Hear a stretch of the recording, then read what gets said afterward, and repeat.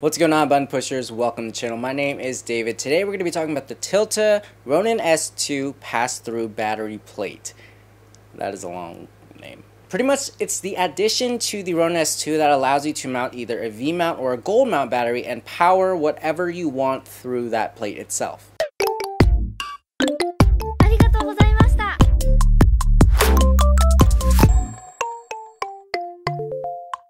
If you guys are new to the channel, make sure you guys hit that subscribe button. You won't regret it. My name is David, and today we're talking about the Tilta Ronin S2 battery plate, pass-through plate. Now, depending on who you are as a filmmaker, where you are, what camera you're using, what tools you need to mount onto your camera, this can be good for you. Otherwise, it might not be a smart choice for you depending on if you want the Raven-eye transmission or if you need the battery. For the most part, I think it is a good choice. I think it's a really good pick, especially for those who don't really use the Raven-eye transmission. And as far as I know, I haven't really used the Raven-eye transmission at all. So straight out of the box, it comes with two different things. It comes with a 2-pin LEMO to D-tap adapter, as well as the battery plate itself. Now let's go through the physical aspects of the base plate itself. So pretty much it comes with the same things that you would get on the regular one, except you don't have a slot for the Raven-eye transmission, which is at the bottom. You don't have this. You don't have this on the new plate. You do have the micro adjustment, you do have locks.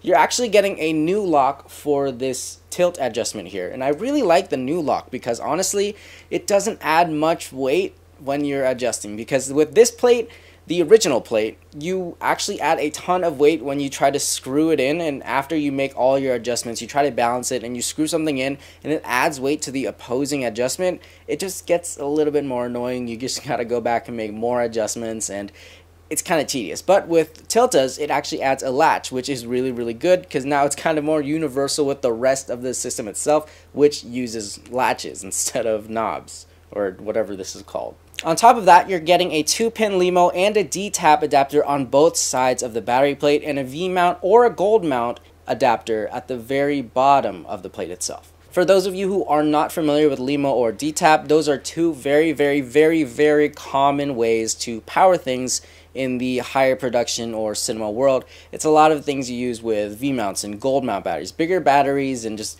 a lot of things. So if you're buying this at all, hopefully you already know what a V-mount or a D-tap is. Otherwise, you may not even need it at all. The benefit of having this plate is you can power accessories. You can power the Ronin itself. You can power your camera.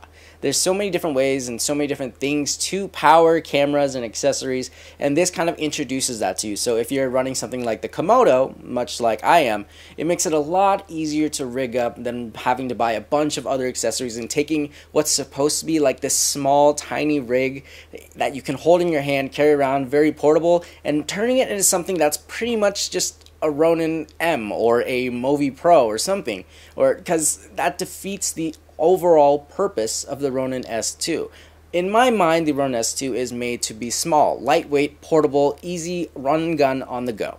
It's just super simple, super small. Otherwise, I'm going to use the Movi.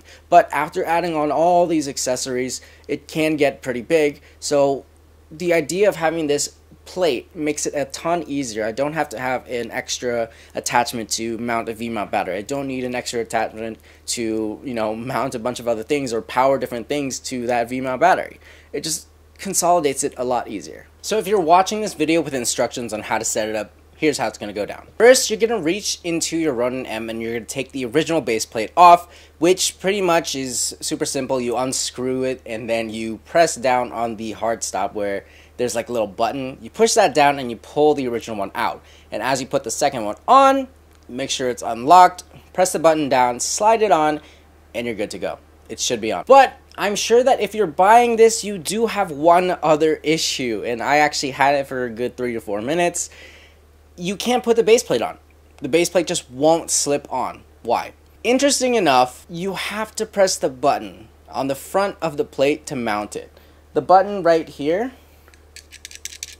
you have to press that to mount it. I don't know why. It's very annoying, and I'm sure a lot of you guys, just like me, really enjoy just sliding the plate on and not having to press any button unless we're taking it off. It just happens that way. So make sure you press the button when you're mounting the plate onto your camera. Some plates do not work on the Tilta. which is weird because on the original I was able to mount my small rig Ronin S2 plate just so I could add some counterweights onto it. It's a little bit longer, but honestly that's okay. I can still mount some counterweights onto the original Ronin S plate, but I just don't like the way it wobbles and is, you know, balanced on this tiny little plate. It feels a little bit more secure when it's not bouncing on that tiny little plate because it is mounted to the plate itself and it's not extra screwed in and extra wobbly and, you know, like moves around too much. But who knows, it can't be helped. Maybe I can find a future way to mount that other plate because it will be more secure, especially when you're using heavier cameras. So my rig right now that I set up for this video is missing a few things. I am missing a monitor, which I do need to plug in an SDI cord for, and I'm missing the focus motors. But besides that, I'm keeping the rig really lightweight by adding this battery adapter plate, because otherwise it would have a V-mount battery just hanging off of the gimbal, maybe throwing off balance a bit, making it a little weird for me to hold it. And honestly, I hate all of that. If you know me, you know that I really hate carrying things around, and I try to pack light. I try to stay minimal because carrying things gets exhausting, especially when you do it for a really long time. So being able to consolidate my rig like this is super nice. So the battery plate really changes that. Like, even just the slightest thing, being able to power everything from a V-mount battery through the plate without the adapters is really nice, especially the placement of it. And the thing is, a lot of people that run with bigger cameras on the Ronin S2 have a problem with clearance. So if I were to mount the batteries on the back of my Komodo, the clearance probably wouldn't be so good. But with the battery at the very bottom, you would expect it to maybe not be able to clear it, but it does. It clears it really well. And I have the 98 watt-hour battery from FX Leon Nano, and even though it is the bigger one, it does clear the Ronin S2, so that is super nice. So now with this battery plate, I don't think I'm going to be getting the ring. I don't think I'm going to be getting any other accessories really. But thanks to this plate, I really think I'm actually going to be using the Komodo on the RS2 a lot more. And it's going to make my shoots a ton easier to pack for because I'm not going to have to carry around a bunch of different things for the Movi. And, you know, it just makes it a little bit easier and more convenient for me to run with the Komodo. And lastly, one thing I do really notice about it is that the micro adjustment wheel itself, it isn't as loose as the original. The original feels a bit more flimsy, not like weak in material, but it feels like I could rip the plate off and it moves a lot faster, and the micro adjustments do go by a little bit faster. On the Tilta plate, it feels a little bit more stiff, so it moves a little slower, but it feels more secure. So it really depends what you are thinking and how you feel, how fast you want to make those adjustments. It isn't a huge difference, and I really think that the security of it moving a little bit slower, meaning it is a little bit tighter, a little bit stronger, makes me feel a little bit better about mounting it on the Ronin S2 itself, knowing that it won't slip and slide as much or even like, you know, do any of that weird stuff. It doesn't do it on the original, but I feel like over time things get weaker and weaker. So the stronger something is at the start, the more security, the more it just feels safer. So would I recommend this product to you guys? Honestly, for the price, it's really nice to have. It's super convenient, especially if you're running rigs, if you're running a Blackmagic, if you're running the Komodo, if you're running like a GH5, if you're running a lot of different things. I think it's a good purchase. It really helps out for those more intense rigs. And if you're trying to go for something bigger, then maybe you don't need it. But if you're trying to keep it small, tight, simple, portable, on-the-go run and gun, it's a really good purchase to have.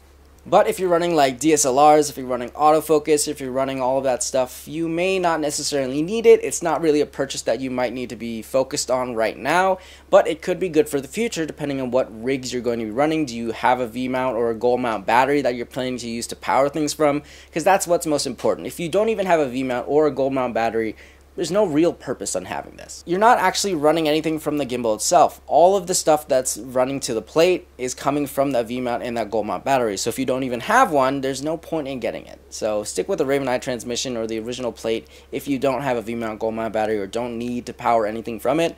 Otherwise, it is an amazing purchase. If you guys are interested in picking it up, make sure you guys check out the links in the description below. I'm also going to give you guys a link to a little counterweight adapter because that is really nice to have, especially if you're running those heavier rigs or those longer lenses. Having counterweights really helps. So check out the links in the description below if you're interested in purchasing it, guys. Thank you guys for watching. Hope you guys enjoyed the video. Give this video a thumbs up if you liked it. Leave me a comment below. Let me know if there's anything else you guys want me to talk about or review or just, you know, tell a story about. Let me know in the comments. Make sure you guys hit that subscribe button. I'll see you guys in the next video. Have an amazing day. Keep pushing buttons, guys. And I will see you then. Peace.